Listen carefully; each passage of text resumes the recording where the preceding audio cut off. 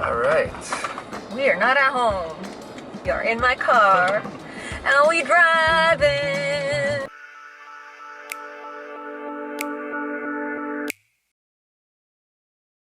We're going to Lipa. I have some work. Obviously, it's been locked down, and it is rare that we, more like JR, R&B King, gets invited to perform for a live audience. And today, we are driving to Lipa because he gets to perform for an audience. And I'm his driver.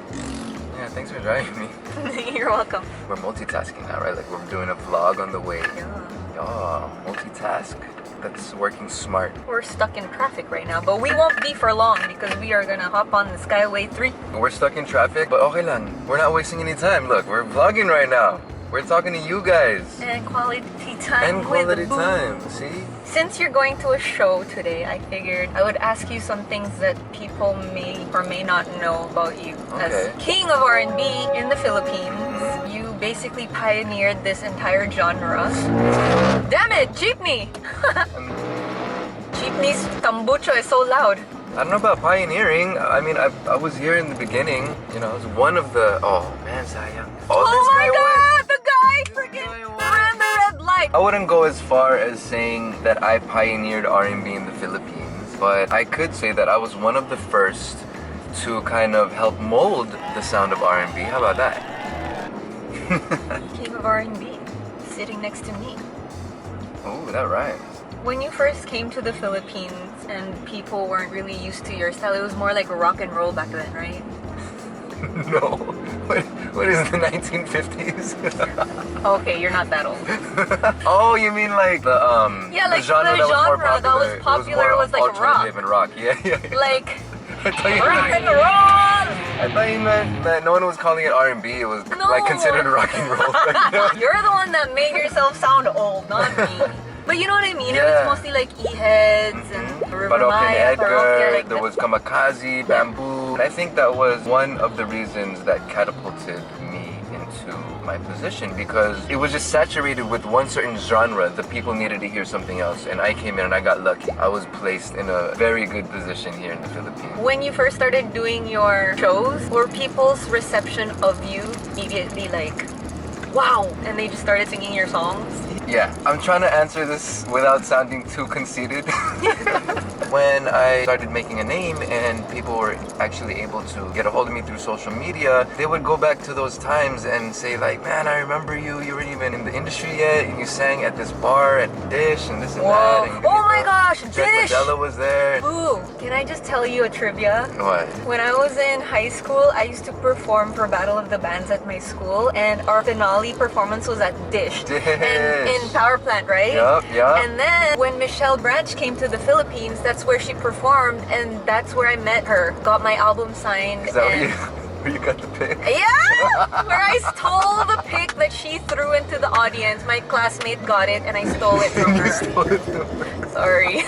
Man, you better say sorry. Sorry. She's watching right now. You experienced this whole popping off of your career. Did you ever get any type of rivalry or like did you ever feel maybe competition or jealousy with other peers at the time? Yes. Because that's early 2000s. Social media wasn't even around back then. So how would you even know, right? Yeah, that's a very good question. Although I've been shown a lot of love from my peers and my co-workers, di din maiiwasan ang jealousy. I have felt some jealousy also, and there was this one time, there was this one big artista that was kind of like sizing me up in front of all the other artistas, right? And I'm the only singer in this crowd because we were doing the station ID for GMA. Naturally, all the boys are in one dressing room, in one tent actually. Finally, we're all ready, and there was the one guy, he's like a really big artista, and he was like, yo, so why are you getting all of this? Like, how are you on these billboards, and why are you getting all these commercials? Like, what's so great about R&B? Kind of thing, you know?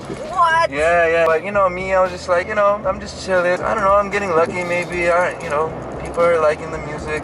Basically staying humble. Yeah, you know. But I was being even more humble because I knew it was getting on his nerves. It's natural for people to feel a little competition. You know, this industry is so cold. Oh yeah. Everyone sure. has their time to shine, right? Yeah, people in general. Yes, it's natural, but it's also good to recognize that. So most of the time, it leads to negativity when your mental state is not in the right place. If you're going to be competitive, you have to be competitive to better yourself. So then you can elevate to the next level, not because you want to be better than somebody else. Yeah, that's smart. And because there's competition in any industry. Yes. You'll find that everywhere. Do you do anything prior to any live show that's like your ritual to get ready? Or do you just like woke up like this, I just sing really good? No, this is premeditated. And the number one thing that I don't do before a show, like I never do this, is do an interview. I never do an interview before a show. Wait, is this an interview right now?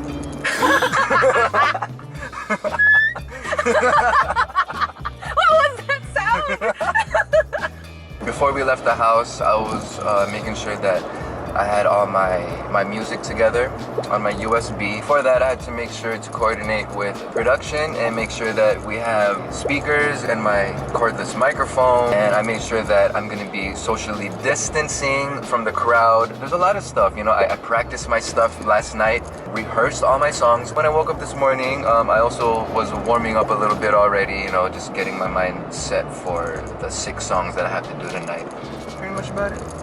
That's cool. I'm really lucky because I live with this guy and I hear him practicing all the time. Also, he would teach me little tricks and tips and techniques on how to sing better. I have fun actually teaching you because I love seeing the growth process, and I feel good I feel kilig when you get the stuff that you do that I ask you to do.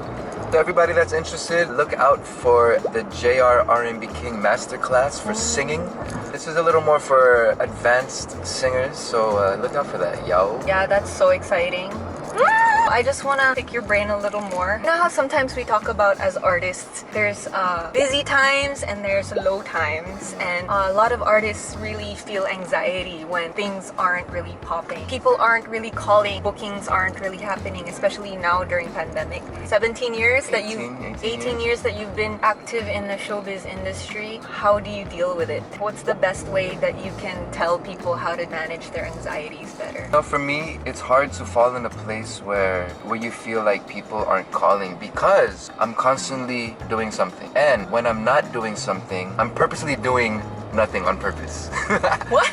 You want to rest. You want to just watch a movie. You want to just listen to music, okay? To like take naps Yeah. or sleep in a little longer. Exactly. Everything is for a reason. So the advice is to do nothing on purpose so that when the busy season comes, you're ready. Yeah, you have to rest and you have to rejuvenate because when you have work again, you're going to be all busy again, and when you're busy, what do?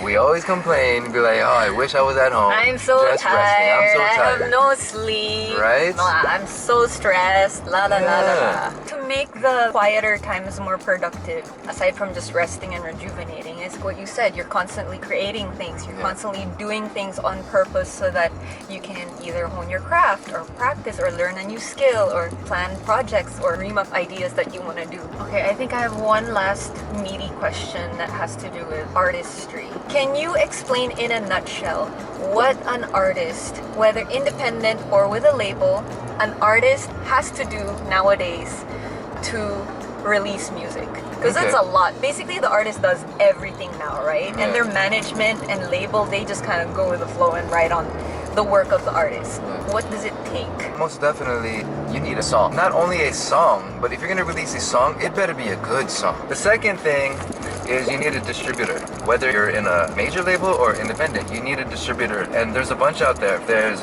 CD Baby, there's TuneCore, there's DistroKid, there's a bunch out there. Now, if you want to make some noise, you as an artist comes in now, because it's not just your music that matters now. It's your Instagram, your Twitter, your TikTok, like all that, your YouTube, your content, all of that, the way you look. There's a lot of things that you have to think about, not just the music. So if you really want to be an artist, start thinking about what you're good at and then create your whole persona as an artist around that. So my camera died. We are pretty much done already. Hope you guys enjoyed what JR had to say and our little conversations while we're driving. Whenever we are doing long road trips like this, we're always just talking about the moon and the stars and everything in between. So if you like this video and if you want to see more of these these kinds of videos, please like this video, comment down below, subscribe, and share this video so other people can learn from the king of R&B. Yeah.